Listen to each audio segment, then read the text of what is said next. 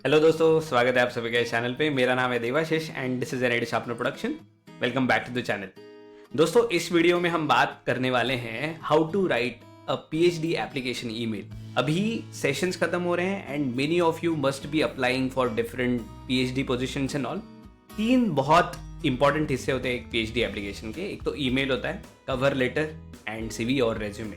इस वीडियो में बल्कि हम सिर्फ ईमेल की बात करेंगे। आगे आने वाले वीडियोस में हम रेज्यूमे, सीवी और कवर लेटर की भी बात करेंगे। ऑब्वियसली ईमेल एक बहुत इंपॉर्टेंट चीज होती है एक पीएचडी एप्लीकेशन में, तो आखिरी तक ये वीडियो जरूर देखना, ठीक है। ये खाली स्पेस इसलिए कि यहाँ पे मैं आपको कुछ चीजें दिखा सकूं कि ईमेल के पार्ट्स कौन से होते हैं, ठीक है। तो शुरू करते हैं। सबसे पहली बात, ईमेल की सब्जेक्ट लाइन, ठीक है। आपको पता ही है कि हर ईमेल में आपको एक सब्जेक्ट लाइन लिखनी होती है। याद रखना, जिन प्रोफेसर्स को आप अप्लाई कर रहे हो, जिन प्रोफेसर्स को आप ईमेल लिख रहे हो, उनको डेली बहुत सारे ईमेल्स आते हैं and what they must go through are the subject lines initially. तो सब्जेक्ट लाइन बहुत कॉन्साइज और क्लियर होनी चाहिए, उनको एग्जैक्टली पढ़ के पता लगना चाहिए कि अंदर में क्या होगा, ठीक है। सबसे पहली बात, तो if you are a prospective PhD student, तो आपको सब्जेक्ट लाइन में ये लिखना बहुत बेहतर होता है कि प्रोस्पेक्टिव पीएचडी स्टूडेंट या फिर application for the PhD position in your laboratory और इन योर डिपार्टमेंट। ये भी एक बहुत फॉर्मल अच्छा सब्जेक्ट लाइन होता है। आपको पीएचडी के लिए अगर अप्लाई करना है तो ये पीएचडी वर्ड बहुत अच्छे से उसमें दिखना चाहिए, ठीक है।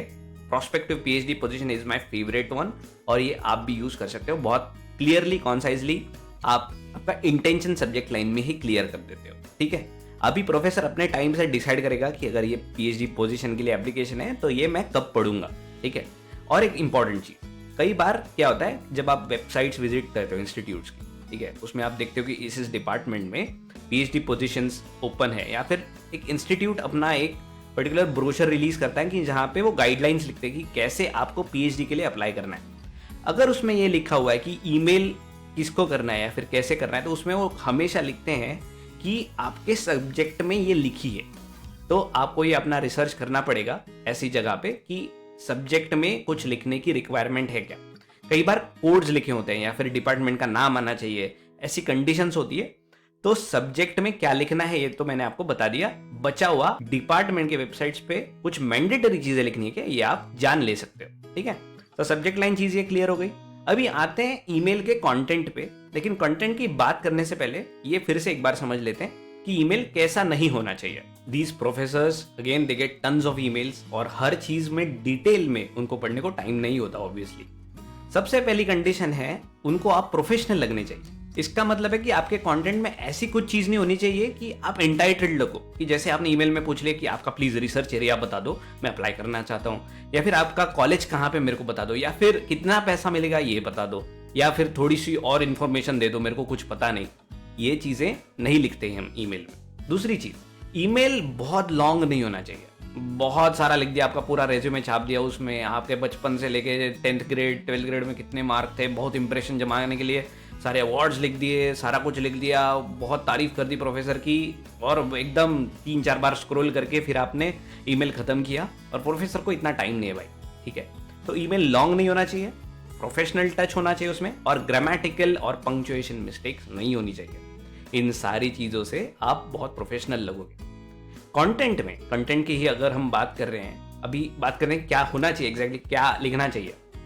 सबसे पहले आप लिखते हो, वो होता है ना डियर दिस डियर दैट, तो आप प्रोफेसर्स को ईमेल कर रहे हो, आपको प्रोफेशनली डियर प्रोफेसर स्मिथ और dear professor Phadnis, I wish मैं प्रोफेसर होता, लेकिन मैं अगर होता तो मेरे को ये पढ़ के बहुत अच्छा लग रहा है, प्रोफेसर फडनिस बोल रहा है या फिर डॉक्टर बोल रहा है, तो आपको ये पता करना चाहिए कि प्रोफेसर डॉक्टर है या नहीं है। डॉक्टर नहीं है तो आप प्रोफेसर लिख सकते हो। मिस्टर, मिस, मिसेस प्लीज मत लिखिए, that's a clear red flag, तो please do not use that. Dear professor और उनका नाम। इंडिया के प्रोफेसर को ईमेल जब आप कर रहे हो तो ये चीज ध्यान रखो कि कुछ लोगों को अपना नाम किसी ने ले लिया तो ये पसंद नहीं आता, तो सरनेम लिख दीजिए, लेकिन नाम मत लिखिए। कई बार dear professor that, dear professor ये, इस तरह आप सबसे पहले आपका ग्रीटिंग लिख सकते हो। ये बहुत इंपॉर्टेंट होता है एक प्रोफेसर को देख के। अभी कंटेंट में सबसे पहले पैराग्राफ में क्या लिखना है, सबसे पहले पैराग्राफ में आपको क्विकली खुद को इंट्रोड्यूस करना है, आपका नाम बताना है, आपका इंस्टीट्यूट और डिपार्टमेंट लिखना है, ठीक है। अगर आपके इंस्टीट्यूट में बहुत दम है, जैसे आईआईटी से हो आप या फिर एनआईटी से हो, एक बहुत रिनाउंड कॉलेज से हो, तो ये लिखना बहुत ज़्यादा ज़रूरी है, क्योंकि वो एकदम उनको अट्रैक्टिव लगता है, अरे वाह ये बंदा आईआईटी से अप्लाई कर रहा है मेरे को, या फिर इस डिपार्टमेंट से अप्लाई कर रहा है, बहुत सही चीज़ है। ठीक है, तो आपने इंट्रोड्यूस किया, this is my name and I am a student of this particular department in MTech course. अभी आता है ईमेल का सबसे इंपॉर्टेंट पार्ट, और इसके लिए आपको अच्छा खासा रिसर्च करना पड़ेगा उनके वेबसाइट पे जाके, प्रोफेसर के प्रोफाइल पे। ये इंट्रोडक्शन में पहले ही पैराग्राफ में आपको नेक्स्ट ये लिखना है कि आपने उनका कौन सा काम पढ़ा, आपने कहाँ पे वो काम पढ़ा, कहाँ से आपको पता चला, आपको कौन सी चीज़ उसमें से सबसे ज़्यादा अच्छी लगी।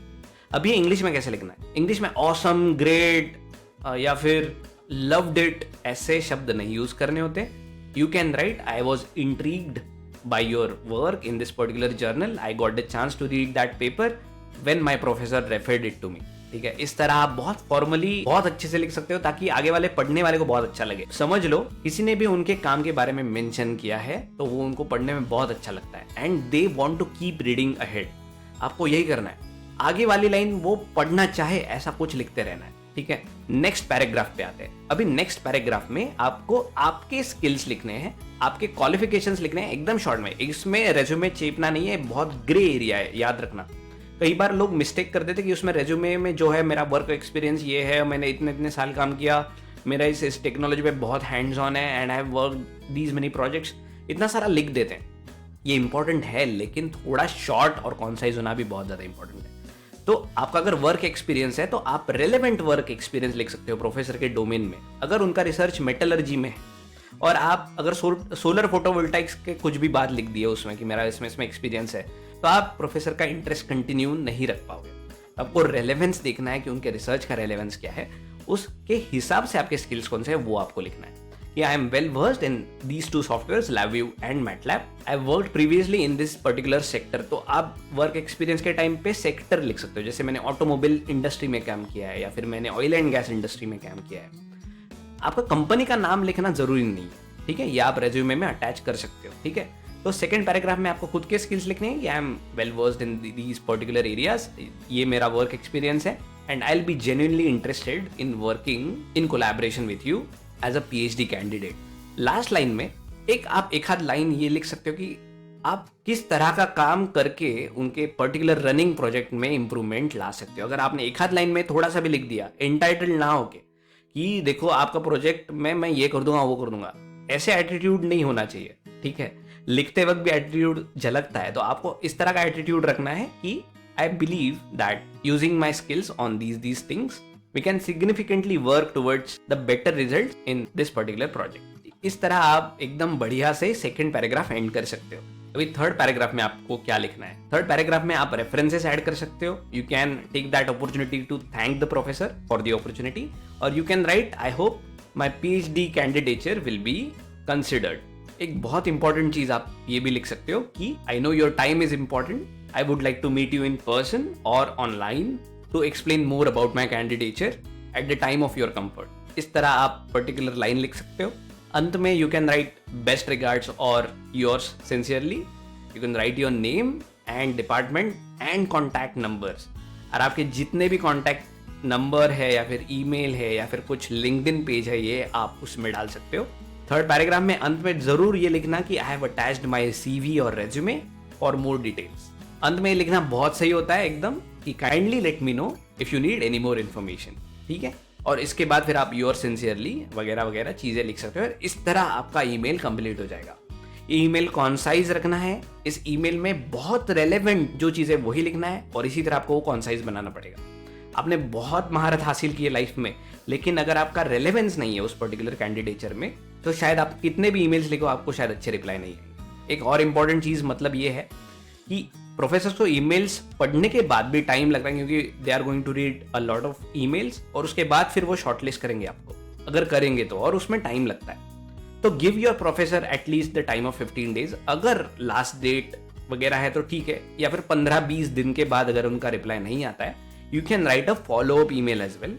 आई had applied for this particular position, I would like to know your feedback on the same. इस तरह आपका एक फॉलो अप ईमेल आप लिख सकते हो, और फॉलो अप ईमेल लिखने में कुछ भी गलत नहीं है। अगर आप रिजेक्ट ही होने वाले तो एक फॉलो अप ईमेल लिखने से क्या ही होगा। अगर आपका ईमेल मिस हो गया होगा तो शायद फॉलो अप ईमेल लिखने से आपको फायदा होगा। I think many professors will reply to you, और अगर वो रिप्लाई नहीं करते तो ये पर्सनली नहीं लेना है, क्योंकि आप ही की तरह कोई और भी इंसान होगा जिसमें सेम स्किल्स है, तो शायद उसका भी उसमें सिलेक्शन नहीं होता। Probably they are looking for something else, या फिर उनके पास फंडिंग नहीं होगी, या फिर अभी पोजीशन खाली नहीं है। They might have many constraints. तो कई बार रिजेक्शंस आएंगे आपको, वो बोलेंगे कि अभी हमारे यहाँ पे पोजीशन खाली नहीं है, थैंक यू फॉर अप्लाइंग, और वो ये भी बोलेंगे कि हम नेक्स्ट सेमेस्टर में आपको कंसिडर करेंगे, लेकिन ये चीज़ पर्सनली नहीं लेनी है। और हाँ, ये तो चीज़ मैं पता नहीं रह गया कि जब आप सब्जेक्ट लिखते हो ये भी उसमें लिखना बहुत अच्छा हो जाता है कि आप कौन से टर्म के लिए पीएचडी पोजीशन मांग रहे हो, जैसे फॉल के लिए मांग रहे हो, समर के लिए मांग रहे हो, या फिर विंटर सेमेस्टर, समर सेमेस्टर, इस तरह की चीज़ें। ठीक है, तो इस तरह एक कॉन्साइज ईमेल लिखना है आपको। आगे आने वाले वीडियोस में हम कवर लेटर, सीवी और रेज्यूमे के भी बारे में बात करेंगे। ठीक है, आपको अगर इस चीज़ के बारे में कुछ भी डाउट्स हो तो मुझे लिख के बताओ, I will be happy to help you. And thank you for keeping patience on this channel, क्योंकि मैं बहुत दिन से गायब था, मुझे बहुत अच्छा लगा है आज मैं फाइनली आपके सामने आ पाया। तो मिलेंगे जल्दी ही एक नए वीडियो के साथ, तब तक के लिए ज्ञान पीते रहिए।